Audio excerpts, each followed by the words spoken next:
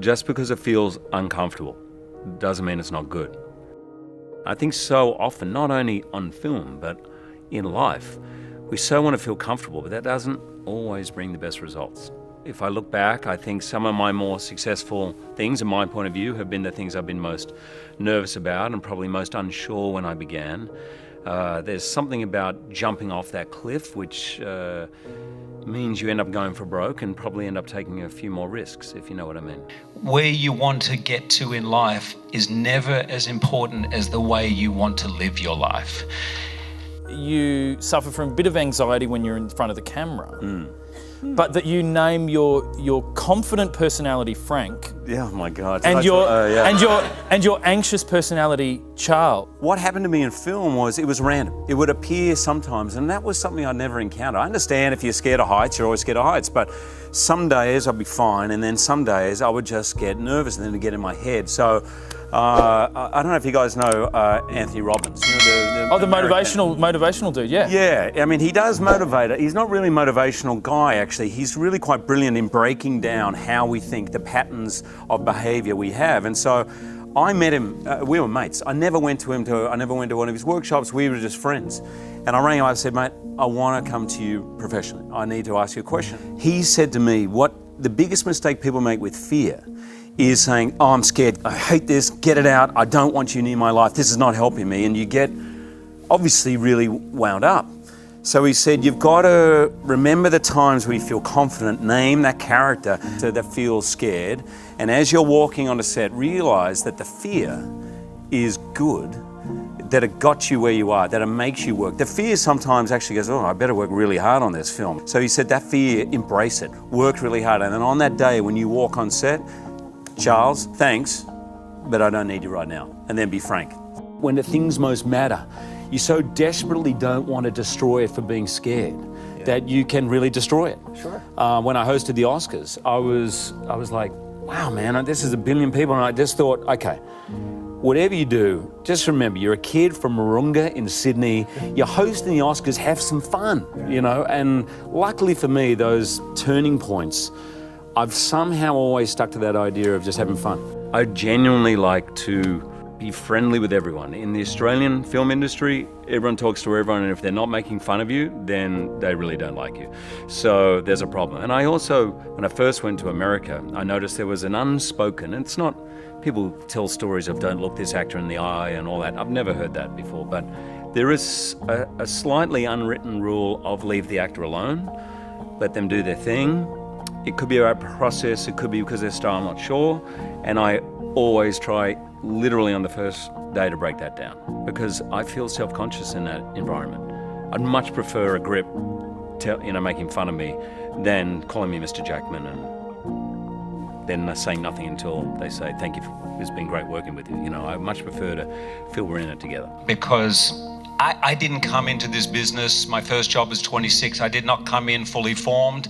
I always feel that I'm a work in progress, and there is absolutely, I promise you, no way I would be standing on this stage with this extraordinary honor if it wasn't for the many, many people. And I know it's easy, and you hear people all the time thanking their team, their agents, and it always feels like perfunctory. Well, when I came to Hollywood, I was about 30 years old. I wasn't a kid. I felt I understood people a little bit. I had no idea, really. I met 1,000 people.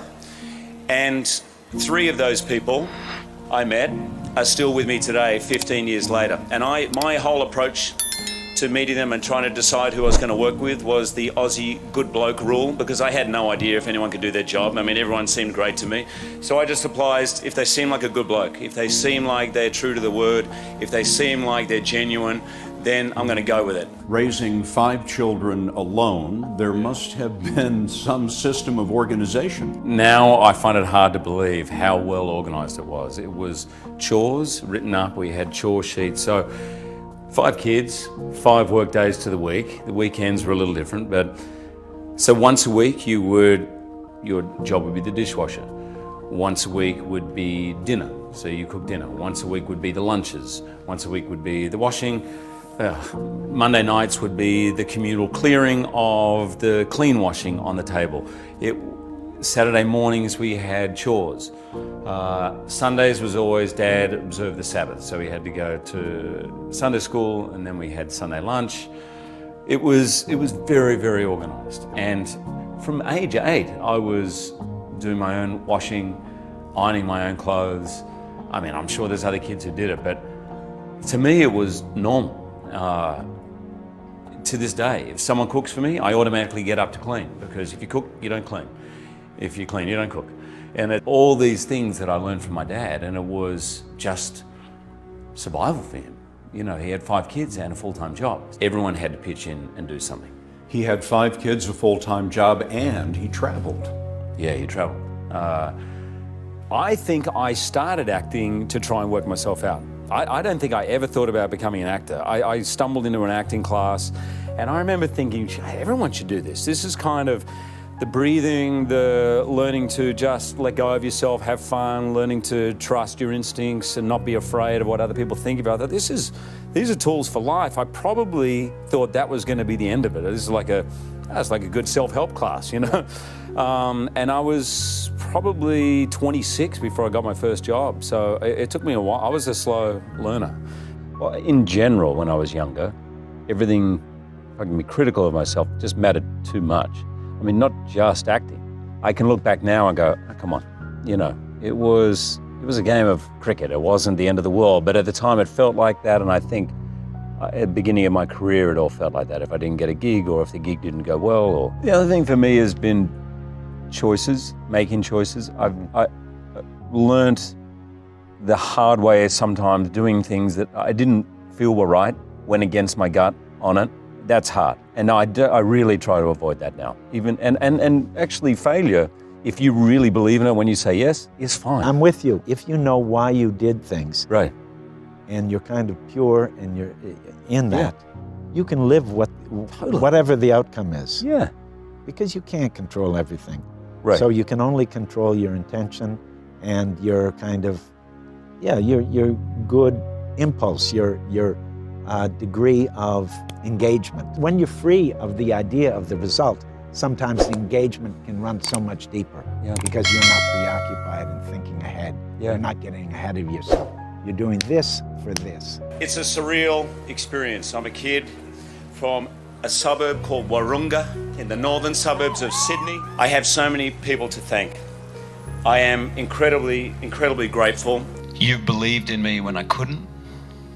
You've loved me with a passion and a depth that I didn't even know existed, and I don't think I even felt that I deserved.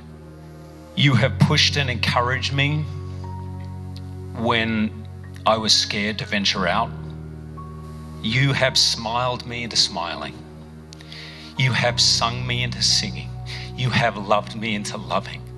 And like everything I do in my life, I share this with you. I love you. Thank you all.